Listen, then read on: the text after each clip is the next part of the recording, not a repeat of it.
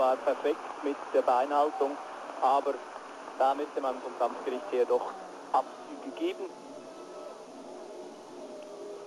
Wir sehen, ob, ja, das ist schon bereits vorbei, das kommt hier in dieser Wiederholung nicht mehr, denn er ist wirklich in einem Winkel von vielleicht etwa 70 Grad anstatt von 90 Grad, also in der Senkrechten mit seinen Beinen unten durch. Die Note 9,85, da hat er den Olympiasiegerbonus eingezogen. Das ist der Brite Neil Thomas, einer der stärksten Westeuropäer.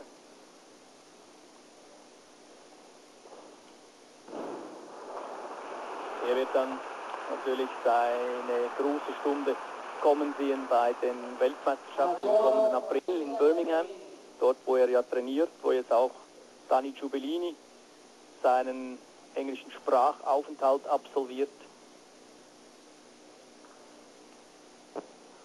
Thomas, ein Mann, der vor 2 Jahren bei den Europameisterschaften in Lausanne für Aufsehen gesorgt hat, als er Bronzemedaillengewinner wurde beim Pferdsprung.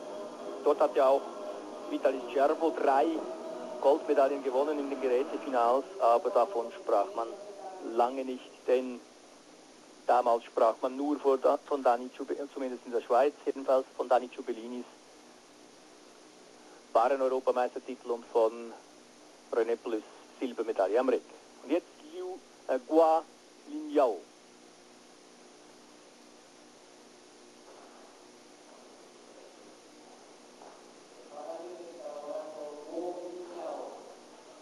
Elegant wie alle Chinesen, einer der größten Kunstturner im Augenblick in der Szene.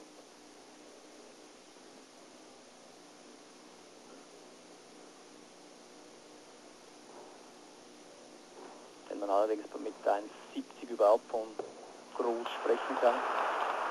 Mit einem Pflaster, das er schon in Zürich gehabt hat. Ich glaube, es hat etwas mit Magnetopathie zu tun, hier dieses Pflaster. Aber ganz sicher bin ich nicht.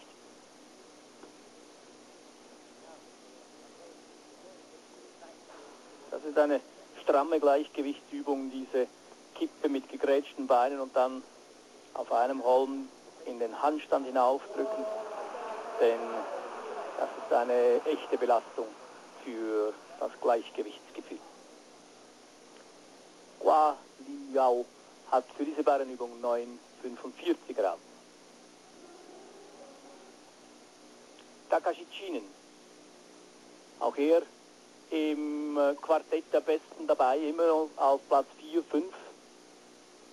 Er kämpft dort hinter den 3 Ex-Sowjets mit Neil Thomas und mit Guo um die nächsten Plätze.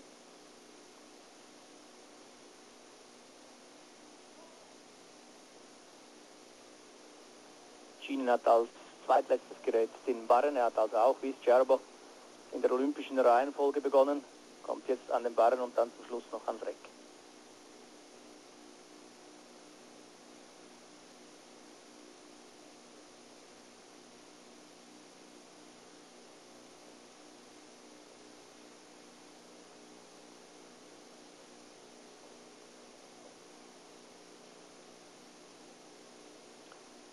Der Barren ist ja immer noch ein bisschen Entwicklungsgerät.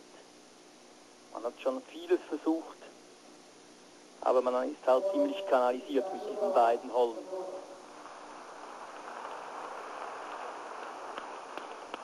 Die Wertung für Chinens Barrenübung 59. Am Barren hat man relativ streng gewertet. Sieht man einmal da von der Übung von Scherbo ab.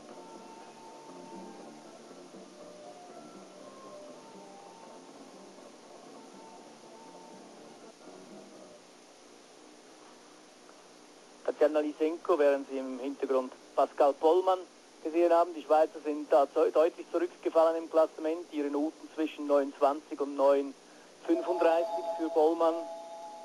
Und Bruno Kostrat nach seiner 8,8 an den Ringen eine 9 im Pferdsprung und am Barren 9,30.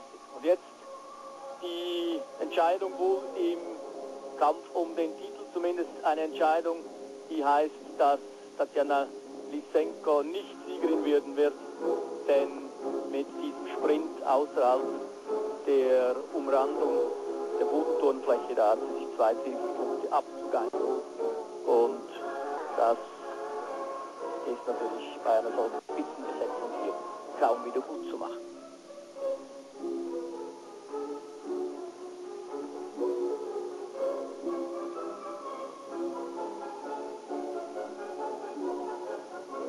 Schnappsalto, Flickflack, Doppelsalto, eine schöne Kombination.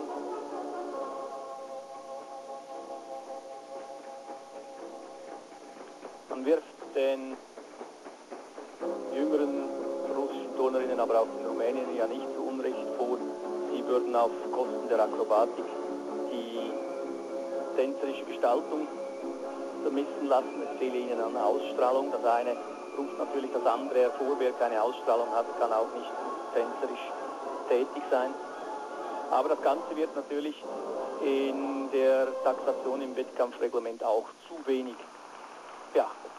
Also man kann, ohne dass man eine Ausstrahlung aufweist, kann man eine 10 erhalten. Aber man kann, ohne dass man die verlangten Schwierigkeitsteile zeigt, keine 10 erhalten. Und das ist die Krux im Ganzen. Man müsste eine Wertung einführen, die etwa 2 Zehntelpunkte auch noch für die Gestaltung beinhalten würde. Korobczynski mit dem Casamatto. Die Note für die Bodenübung von Lysenko 9,65. Also sie musste sich dort sicher 2 Zehntelpunkte abziehen lassen für diesen Sprint, der einem Ben Johnson Ehre gemacht hätte. Korobczynskis Birdsprung 9,80. Auch er mit der typisch breiten Landung, aber Turner wissen natürlich wieso, wenn sie mit ganz geschlossenen Füßen landen würden, auch beim Bodenturnen ist das so, dann würden sie Mal für Mal ihre inneren Knöchel zusammenschlagen und damit gingen sie ein zusätzliches Verletzungsrisiko ein.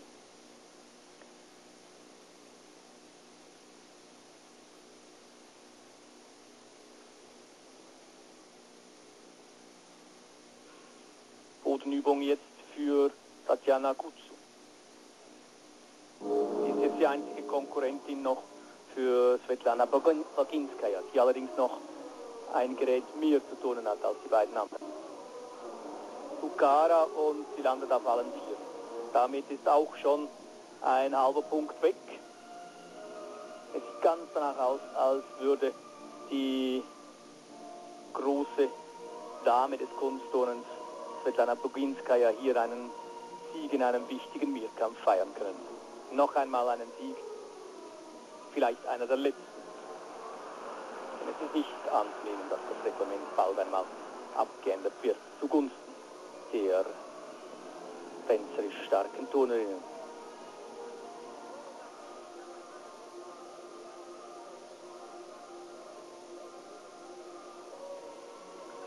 Gutsu war ja eigentlich eine Olympiasiegerin von Gnaden der Mannschaftsleitung, denn sie war als 9. nach dem Mannschaftswettkampf nur gerade 4. beste Russin und hätte damit überhaupt nicht beim Final antreten können. Aber die russische Mannschaftsleitung hat vorausgesehen, dass sie sehr nervenstark ist in einem Final und hat damals eine Turnerin